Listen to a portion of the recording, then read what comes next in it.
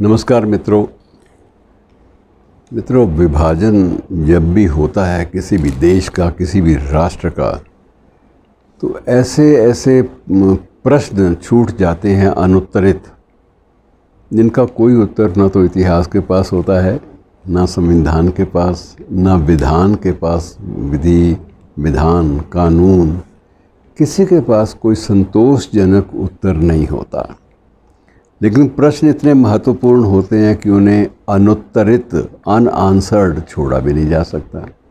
कहीं ना कहीं उनका जवाब जो भी उचित बनता है देना पड़ता है, और ये जवाब देने को न्यायपालिका भी और हमारे देश का कानून मंत्रालय भी, और इस तरह से बहुत एक लंबा चौड़ा एक मैकेनिज़्म है, एक तंत्र है जो इसकी जवाबदेही उसके सिर पे जाती है कि कुछ तो जवाब दो। और इन सारे प्रश्नों का जो बुनियाद है मित्रों इस बात पे हुई थी कि हमारे देश में, आप विश्वास करिए, विश्वास इसलिए कर लीजिए कि ये तथ्यात्मक बातें हैं कि लाखों संपत्तियां ऐसी हैं जिनका कोई वारिस नहीं है, लाखों। और उनका जो आरंभिक रूप से जो मूल्यांकन किया गया था कि ये कितने, इनका बाज़ार भाव कितना होगा, तो उस वक्त जब आंका गया था तो ये 60s की बात है, 60 और 70 दशक के बीच की बात है, जब ये सारा मूल्यांकन या आकलन हुआ था। तब ये पाया गया कि ये तो लाखों करोड़ की संपत्तियां हैं जिनके आकलन में भी बरसों लगेंगे। और ये आकलन, ये एस्टिमेशन, ये मूल्यांकन, ये किस आधार पे हो, उस आधार के लिए कोई हमारे पास कानून भी नहीं है। और इस सारी दुविधा से बाहर आने के लिए, संकट से मुक्ति पाने के लिए वर्ष 1968 में एक कानून बना था, और वो कानून का नाम आप सुनेंगे तो आपको भी अजीब लगेगा। कानून का नाम enemy property act, enemy property act 1968 ये पारित किया गया। बाकायदा ये विधिवत पारित हुआ। अब एनिमी की प्रॉपर्टी के बारे में भी कानून सरकार को बनाना पड़े तो ये निश्चित रूप से कोई ना कोई इसमें नुक्ता, कोई ना कोई संवेदनशील मामला ज़रूर होगा। हुआ क्या था मित्रों, हुआ ये था कि जब भी ये विभाजन हुआ, उसमें अधिकांश इतिहासकार भी इसको स्वीकार करते हैं कि, और जितने भी साक्षी, जिन लोगों ने गवाहियाँ दी उस समय, जो संपत्ति का नियमन करने वाले जो अधिकारी थे, उनके सामने, विस्थापन अधिकारियों के सामने जो बयान दिए गए, उसके मुताबिक ये था कि सबको ये संभावना थी, अधिकांश लोगों को ये संभावना थी कि हमें तो लौट आना है। और सबको ये लगा था कि जब तक दंगे हैं तब तक हमें ये देश छोड़ना पड़ रहा है, लेकिन इसी जगह पे हमें लौटना है। और इसी बात के मद्देनज़र उन लोगों ने कोई भी वैधानिक स्वामित्व का कागज़ पत्र कोई भी वहाँ से अपने घर से नहीं उठाया। जब उस वक्त माहौल ऐसा था कि भागने की थी, जान बचा के भागो।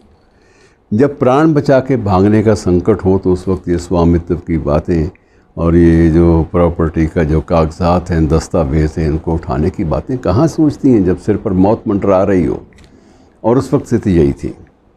और सबसे बड़ा संकट ये भी था कि अगर कोई अपने कागज़ उठाता भी है तो उन कागज़ों को सुरक्षित कैसे रखेगा, ये भी संकट था।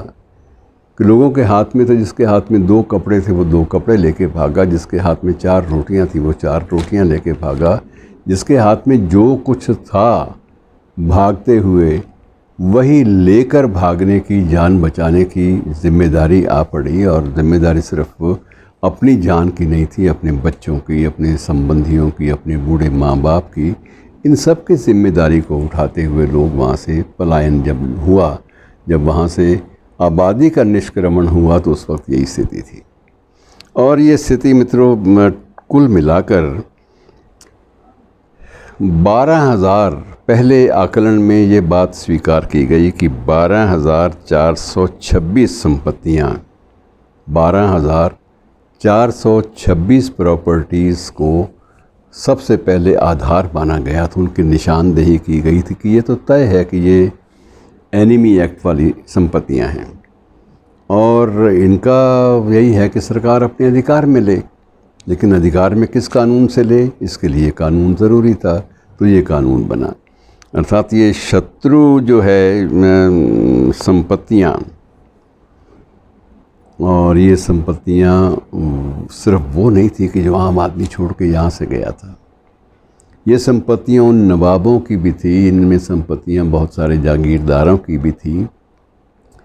ये संपत्तियां उन दिनों के संभ्रांत परिवारों की भी थी, बड़े बड़े लोगों की भी संपत्तियां थी जो वो साथ नहीं ले जा पाए, और ना ही उनके कोई संपत्ति की मलकियत स्वामित्व के कागजात साथ ले जा पाए। और दंगों में किसी का कागज़ बचा, यहाँ भी किसी का नहीं बचा। और यदि सरकारी दफ्तरों में, सरकारी कागज़ों में कहीं कोई एंट्रीज़ थी तो सरकारी कागज़ भी उनमें से बहुत सारे गुम हो गए। तो ये सारी एक स्थिति बड़ी विचित्र थी मित्रों, जिसमें से निकलना बड़ा ही टेढ़ा काम था। और इस टेढ़े काम की इसको कोई ना कोई स्वरूप देने के लिए सबसे पहले तो ये बना कि एक इवैक्यूई प्रॉपर्टी बोर्ड बने।